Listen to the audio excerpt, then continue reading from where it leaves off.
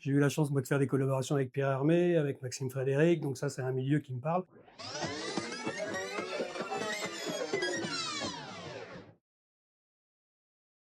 Bonjour et bienvenue dans Patyscope. La newsletter de Patissart qui évolue et devient mensuelle. Désormais, on se retrouve chaque dernier mercredi du mois pour explorer ensemble l'univers de la pâtisserie. Et alors n'oubliez pas de vous abonner sur www.patissart.com. Bah écoutez, j'étais pas d'un grand courage à l'école et j'ai pensé que la photo serait plus cool que la cuisine. Donc voilà, je me suis dirigé vers la photo et c'est vrai que ça m'a passionné. Plus j'en ai fait, plus ça m'a passionné, quoi. Donc, et aujourd'hui, j'ai la chance de retrouver à la fois, enfin, toute ma carrière, j'ai eu la chance d'évoluer dans ce monde culinaire et dans ce monde photographique. Donc en fin de compte, j'ai exaucé mes deux souhaits et mes deux passions. Je pense qu'il n'y a pas de bonne ou de mauvaise photo culinaire, il y a des photos qui donnent envie. Moi, une photo, quand on regarde une de mes photos et qu'on me dit qu'on a envie de manger, c'est bon, là, c'est que la photo était bonne et que j'ai gagné mon pari.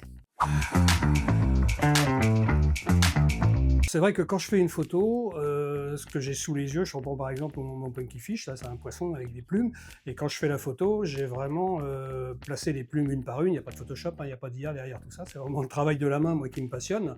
Et donc j'ai placé toutes ces plumes et j'ai imprimé cette photo en grand format, mais je suis resté en 2 dimensions. Et dans ces 2 dimensions, je perdais un peu le volume que j'avais, qui était magnifique à la prise de vue. Donc l'idée, ça a été de, justement, de partir sur de la sculpture pour retrouver ces volumes que j'avais au moment de la prise de vue. Et ça a été ma première sculpture, ça a été ce Punky Fish en bronze. Voilà, et là, j'ai pu lui redonner sa 3e dimension et le volume que j'avais sous les yeux quand j'ai photographié. Ah, j'ai toujours été libre.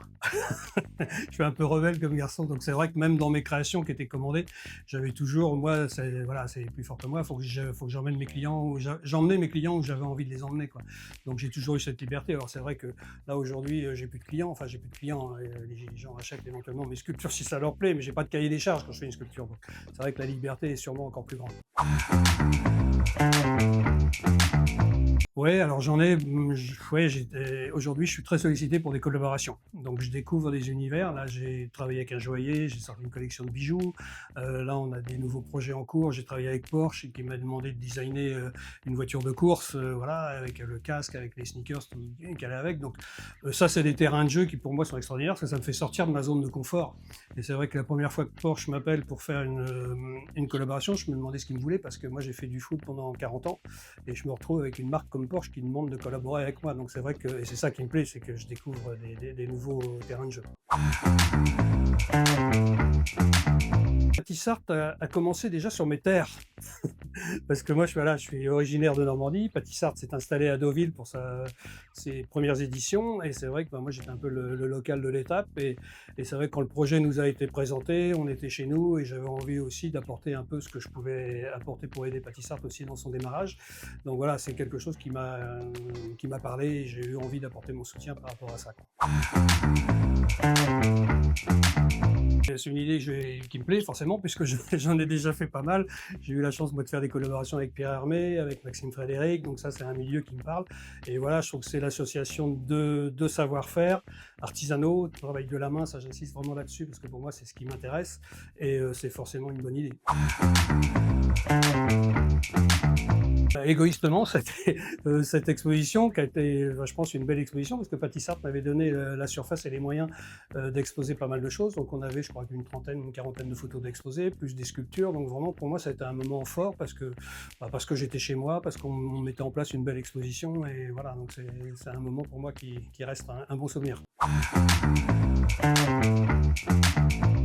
La collaboration avec Pierre Hermé, parce que j'avais réalisé une table basse avec 584 œufs blancs et un œuf en cristal, le jaune d'œuf en cristal.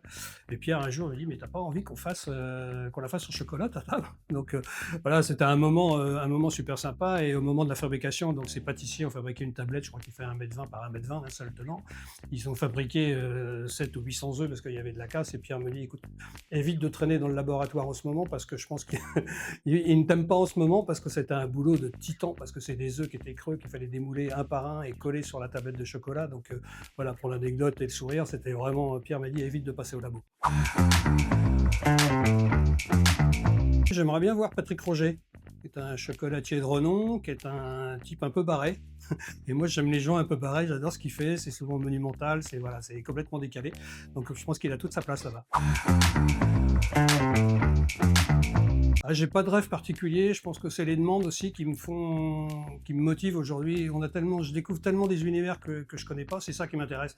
C'est qu'on vienne me chercher pour quelque chose qui est pas du tout dans mon univers et sur lequel je vais devoir plancher et apporter moi mon savoir-faire. Les rendez-vous à Patissart, franchement, ça vaut le coup. Nous, on a fait ce qu'on a pu faire pour essayer d'aider le lancement. Aujourd'hui, Patissart prend vraiment son envol sur Paris. Et vraiment, il faut y aller parce qu'il n'y a pas que l'art, il y a la gastronomie, il y a tout un tas de chefs là qui sont passionnants à rencontrer.